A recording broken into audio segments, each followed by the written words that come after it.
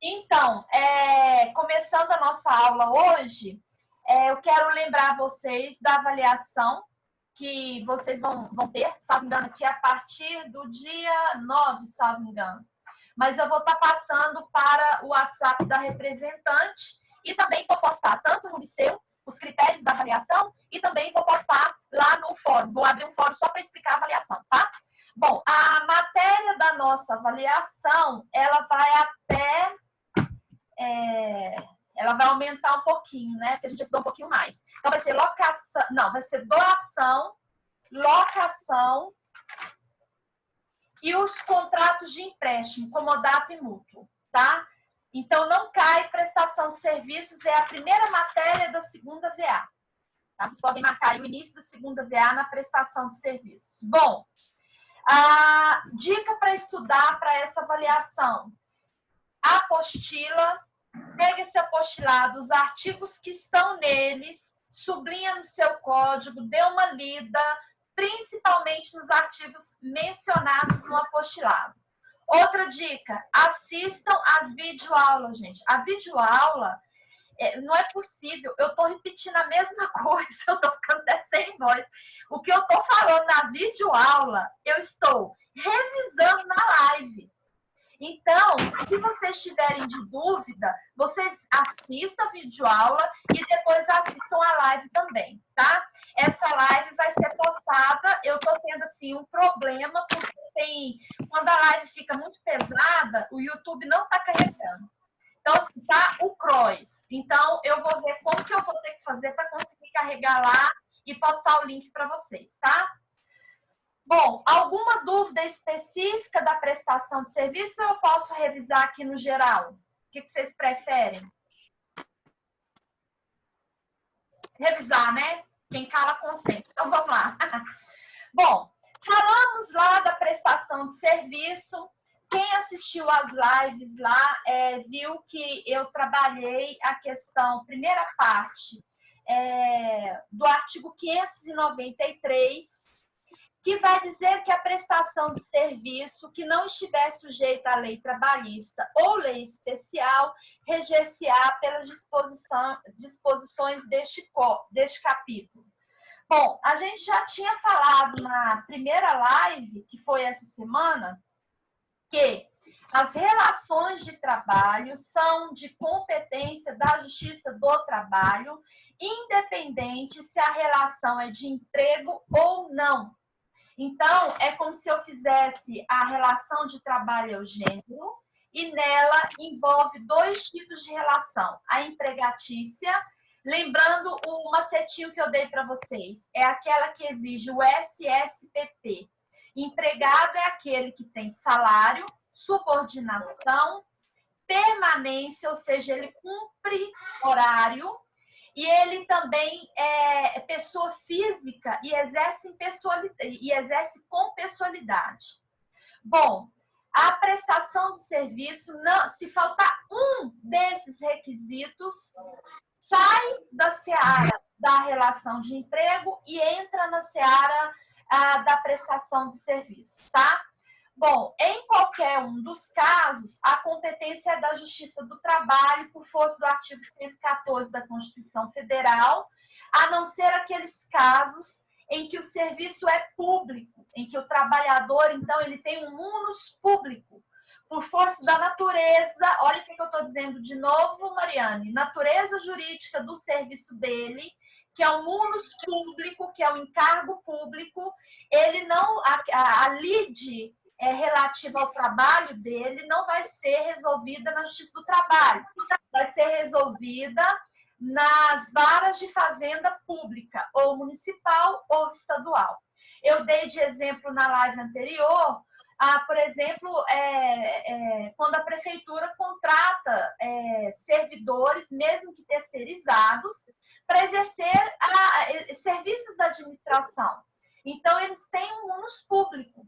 E aí, qualquer reclamação que eles tiverem, seja de ordem, inclusive empregatícia, né? Porque se esse serviço temporário, o contrato vai sendo a todo momento convalidado, ou seja, renovado, ele perde o caráter da temporalidade e a pessoa passa a ter direitos, inclusive seletistas.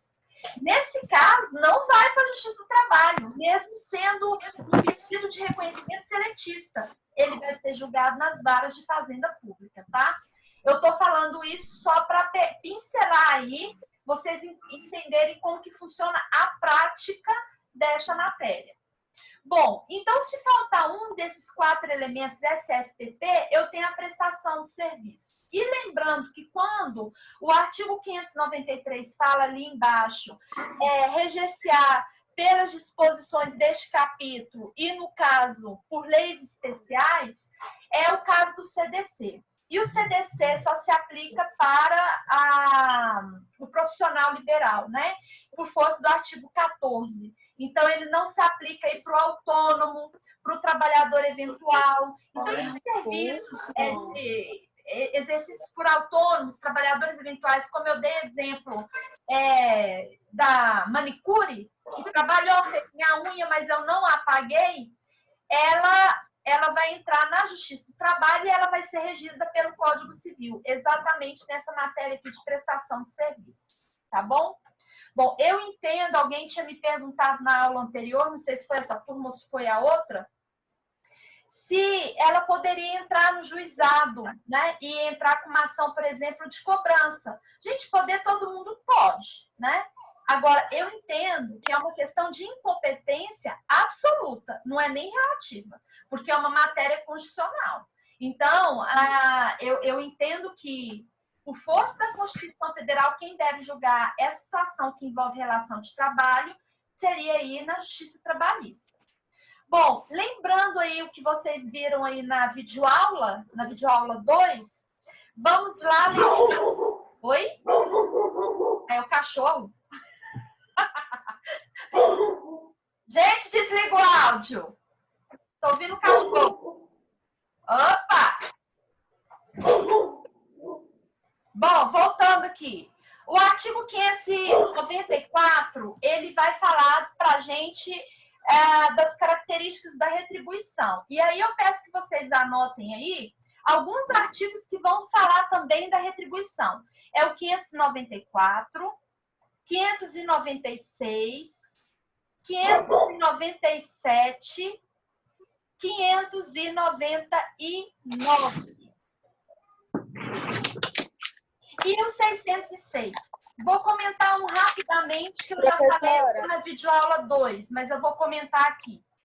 A retribuição primeiro, o que é que o 594 fala? Eu trabalho para receber e não recebo para trabalhar. Então, a lógica é a mesma das leis, da lei trabalhista, né, da relação empregatícia. O trabalhador, ele tem direito de receber o seu salário após, em regra, né, 1 mês de serviço, ele tem até o 5º dia útil para receber. Portanto, esse raciocínio vai ser o mesmo para o direito civil. Ele vai trabalhar e depois que ele trabalhar, ele vai ter direito à sua retribuição, que tem o mesmo nome da relação empregatícia, também é conhecida como salário. Ele recebe esse mesmo nome. Só tem um detalhe. Lá no artigo, então, que eu mencionei, 599, parágrafo único, é o artigo que vai me dizer como é que eu posso pagar o prestador de serviço. Bom, eu posso pagar o prestador de serviço mensalmente, eu posso pagá-lo de 15 em 15 dias ou semanalmente, e eu também posso pagá-lo por dia, né, que seria diária. Aí, esse artigo fala antes de 7 dias, porque esse artigo aqui vai tratar do aviso prévio, que é outro tema que eu vou falar com vocês daqui a pouco. Bom, o artigo 596 fala desse pagamento. Qual é o direito que esse prestador de serviço tem de receber? Existe uma tabela, né? Por exemplo, a gente sabe que, por lei constitucional, o artigo 7º da Constituição, é que vai falar sobre as relações de trabalho, em específico, o vínculo empregatício. E lá diz que todo empregado, ele tem direito a receber o salário mínimo. Então, o salário mínimo é o mínimo que a pessoa tem direito de receber quando ele é empregado. Porém, essa regra não vale para o prestador de serviço. Quanto é que eu tenho que pagar para o prestador de serviço? Você vai pagar para ele se você não estipulou num contrato, se esse contrato foi verbalizado e não se estipulou um valor específico, você vai pagar conforme o uso e costume. É o que o artigo 596 vai fazer. Então, vou repetir. Lá na CLT, por força do artigo 7º da Constituição Federal, não posso contratar alguém, assinar a carteira da pessoa e ela receber menos de um salário mínimo. Agora, o prestador de serviço pode. Vamos dar um exemplo? Diarista. Ou seja, eu pago a diária conforme a pessoa faz o serviço para mim. Outro exemplo que vai crescer muito agora, passadeira, né? Tem passadeira que cobra a mala R$50, tem passadeira que cobra a mala R$100. Então, eu vou pagar pelo serviço que a pessoa me fez. Eu não sou obrigada a ter esse vínculo do salário. Bom, o 590... o 606, ele vai falar aqui de quem trabalha e não esse prestador de serviço que não é habilitado para a função que ele está exercendo nessa condição. Eu vou colocar um caso comum das massagistas, né? Por exemplo, vamos lá, nesse caso da massagista, que o pessoal vai entender melhor. A pessoa começa a falar que é massagista, só que não tem um curso de estética, ou não fez curso especializado para ela exercer esse ofício. A princípio, como ela é uma trabalhadora, por força do artigo 606, ela tem direito de receber por aquilo que ela trabalhou, certo? Mas se o ofício exige uma capacitação, o juiz vai dirimir aí, se isso chegar a um conflito ou numa lide, o juiz vai dirimir isso aí, pontuando o direito dela receber por aquilo que ela trabalhou, mas pelo fato dela não ter o curso específico para aquilo. É o caso também muito comum das técnicas de enfermagem, que falam que fizeram técnica de enfermagem, falam que são enfermeiras, e fala assim, não, eu tenho formação em enfermagem e vai ser cuidadora de idoso. Aí você vai olhar lá, vai pesquisar a vida da pessoa, você vê que ela não é nem enfermeira e nem fez curso de técnica de enfermagem. Como que vai resolver isso? Bom, nesse caso, se isso chegar em juízo, o juízo vai diminuir o valor que foi contratado porque ela está cobrando um preço, afirmando ser uma coisa, de ter um curso que ela não tem. Agora, o mais grave, que é o parágrafo único, é quando é proibido o exercício da função por força de lei de quem não tem habilitação para isso. É o caso que tinha algum tempo no Brasil, acho que ainda existe, né?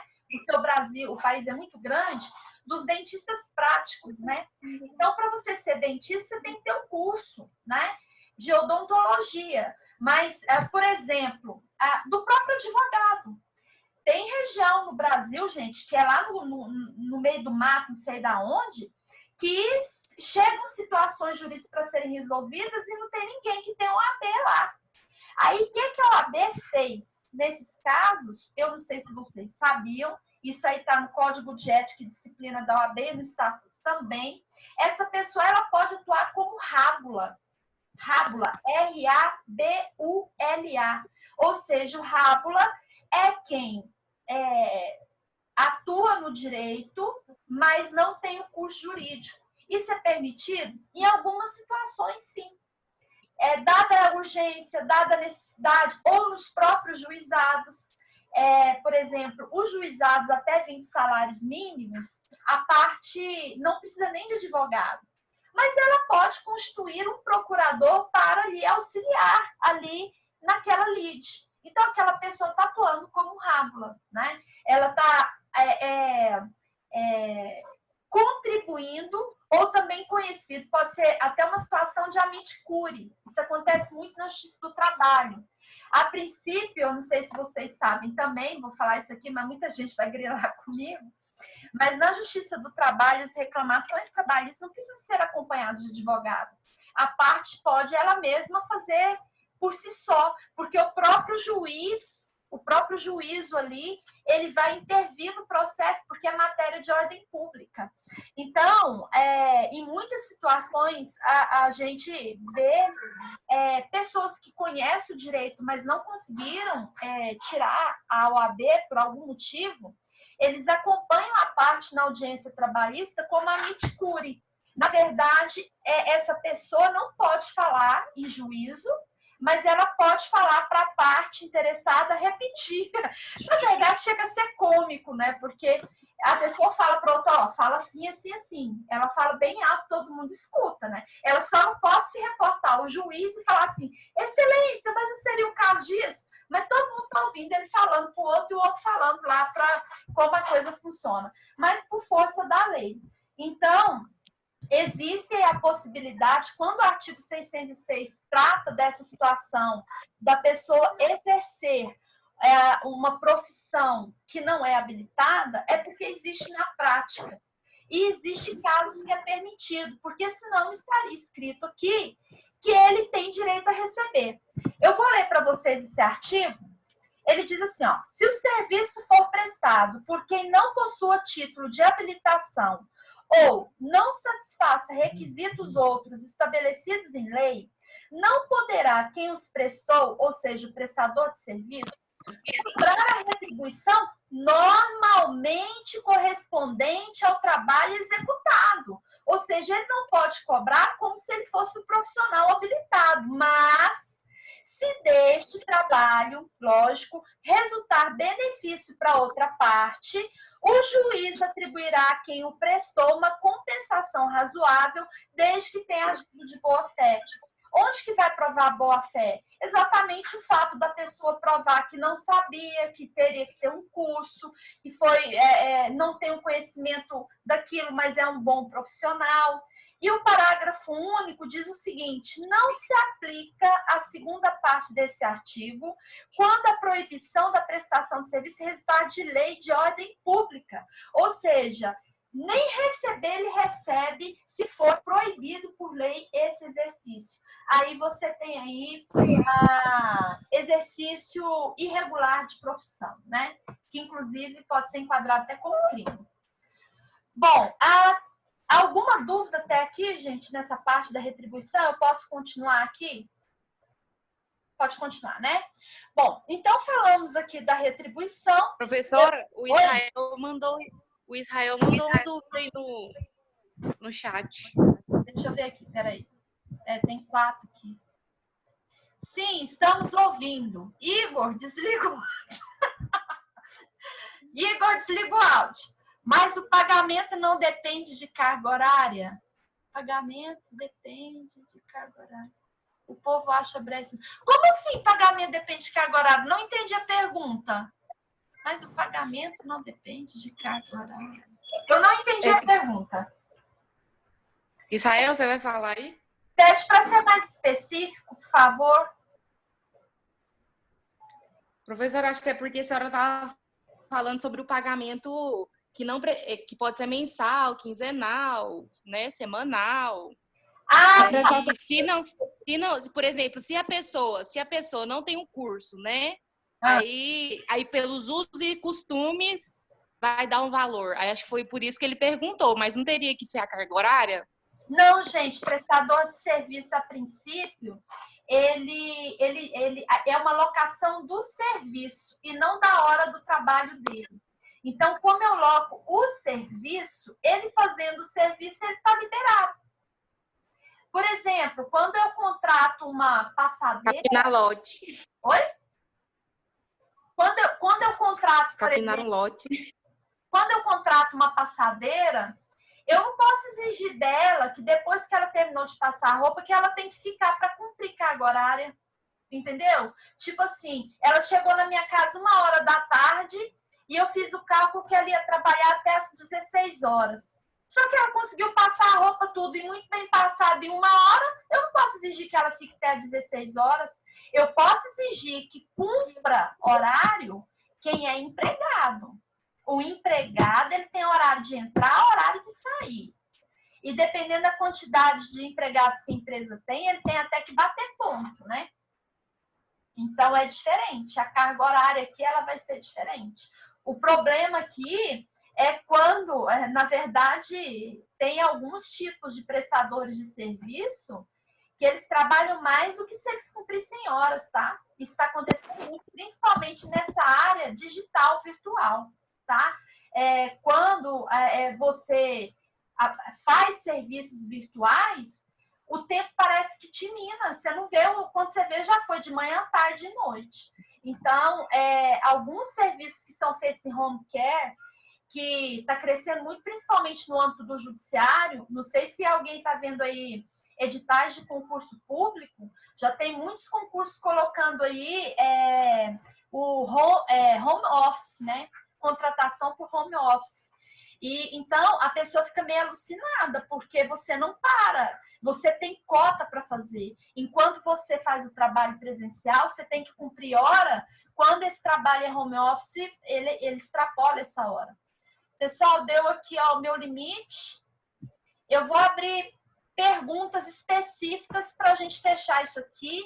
E volto a repetir, por favor, assistam a videoaula 2. Tudo que eu estou falando aqui está lá na videoaula. Tem alguém que tem alguma pergunta específica disso aqui? Lembrando que o contrato de prestação de serviço, o prazo máximo dele é 4 anos. Ele pode prorrogar? Pode, mas você tem que fazer prova de que prorrogou.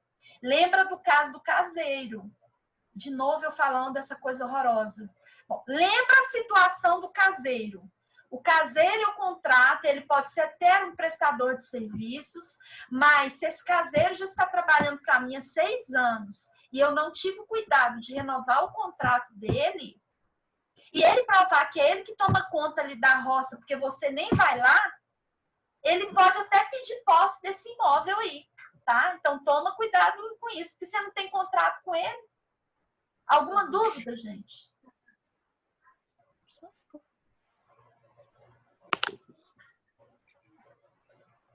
Não?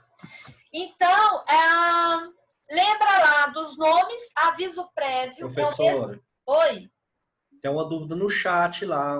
Ah, tá. Deixa eu ver aqui. Peraí. Certo. Professora, é do Alex, tá?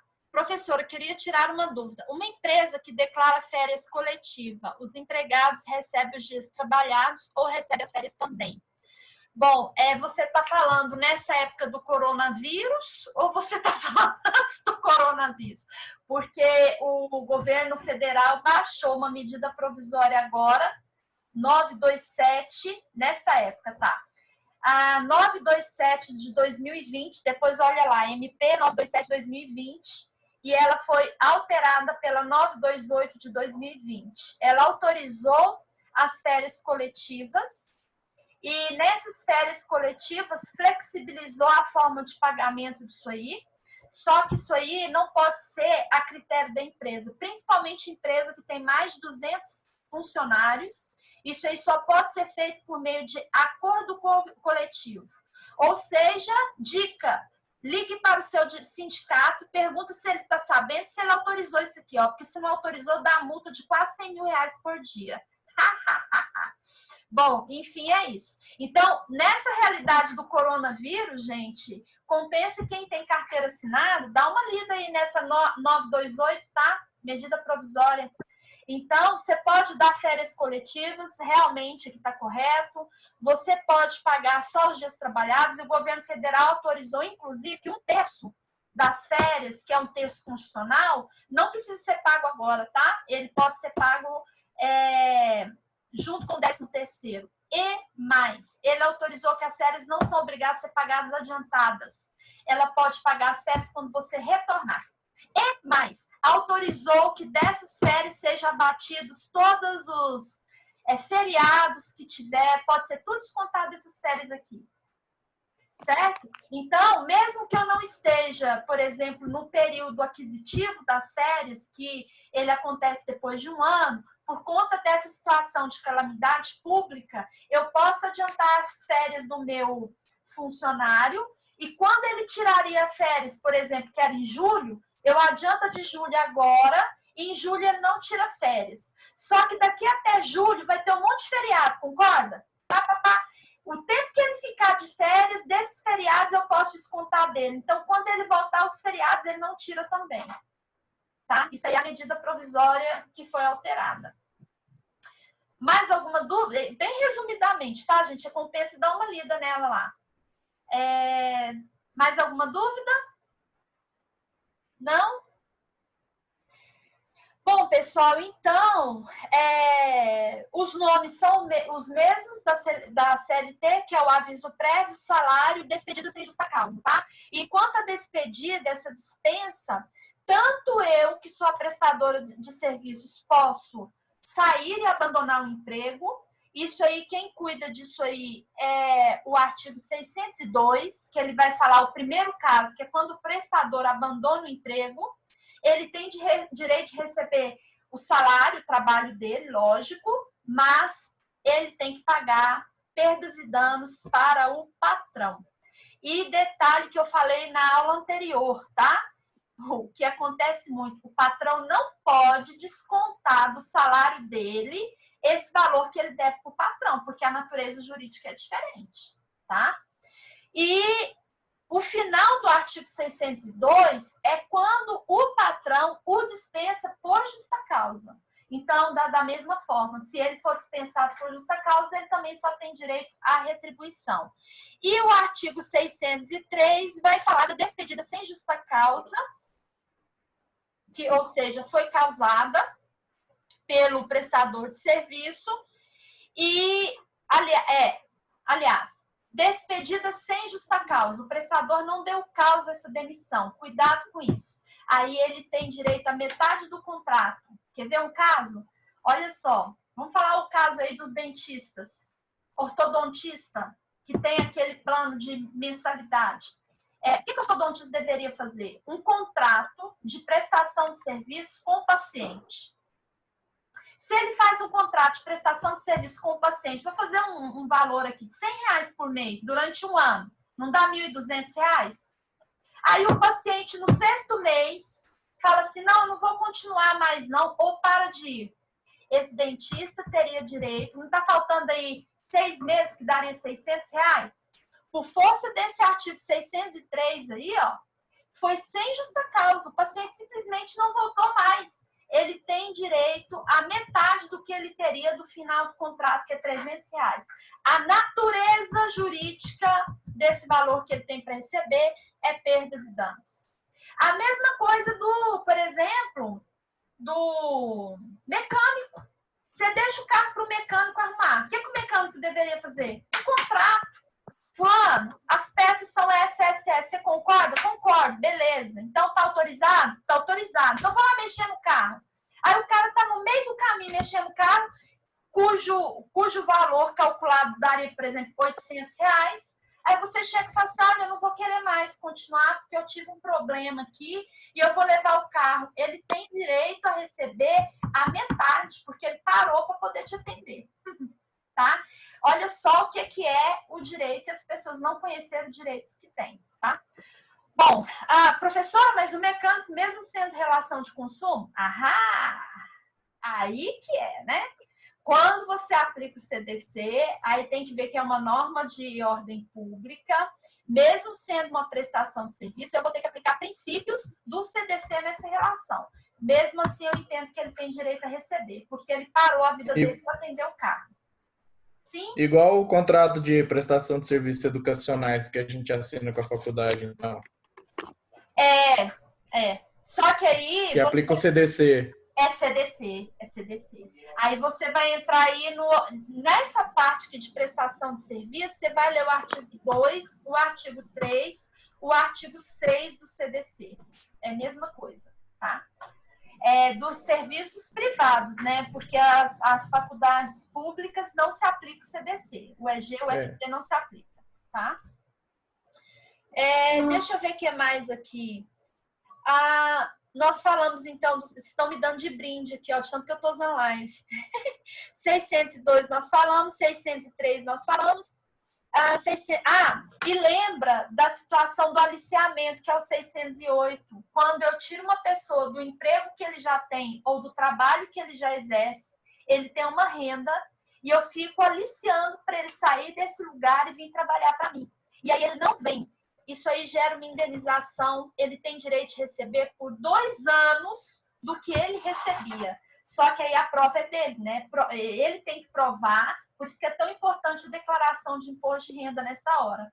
Quando a pessoa fala assim, como que eu provo quanto que eu recebia? Fala, me dá a declaração, lá tá lá, quanto que você declarou. Beleza. Aquilo ali, durante 2 anos, o aliciador tem que pagar para ele.